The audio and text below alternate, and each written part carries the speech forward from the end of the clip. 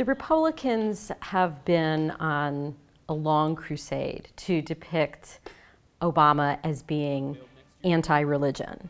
It started, I think, really taking hold when Rick Perry ran that ad where he was talking about Obama's war on religion. That there's something wrong in this country when gays can serve openly in the military, but our kids can't openly celebrate Christmas or pray in school. As president, I'll end Obama's war on religion. It's a ridiculous argument. Let's begin with the many times that the president has professed his own personal faith. There is unprecedented access on the part of religious groups to this administration and to this president. I've heard claims that the administration is waging a war on religion. I don't know that it's productive to phrase it in those terms, and I'm also not sure that that's the intention of people within the administration. I do think that in the last year or year and a half, we have seen a number of actions from a number of different federal agencies that are premised on an understanding of religion that's much narrower than the one we feel comfortable with. There was a recent Supreme Court case which unanimously held that the ministerial exception shields an employer from an employment discrimination suit if they fire an employee who is of a pastoral capacity.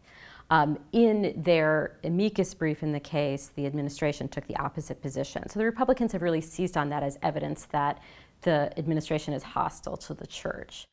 Health and Human Services has announced that people who could successfully apply for aid for a program for migrants and refugees was not going to include organizations that didn't provide a full range of reproductive services, effectively cutting out Catholic Relief Services and the Migration and Refugee Services of the U.S. Conference of Catholic Bishops.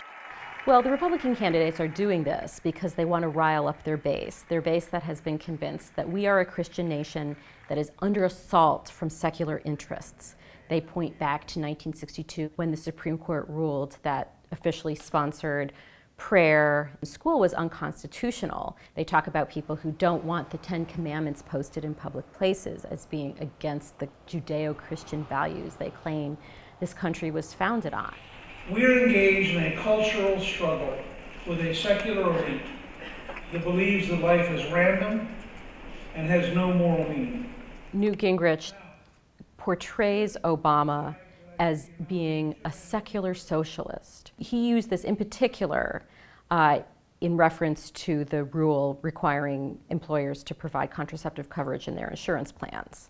The First Amendment exists to prevent the government from ordering people to violate their conscientious beliefs. Religious institutions like our own have First Amendment rights.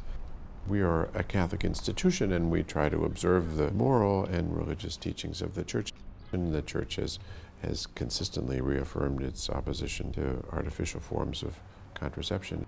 At the same time as we're preaching that message, the healthcare regulations require us to contradict the message, making hypocrites of us in the most important part of our message to our students. It's really a policy that's for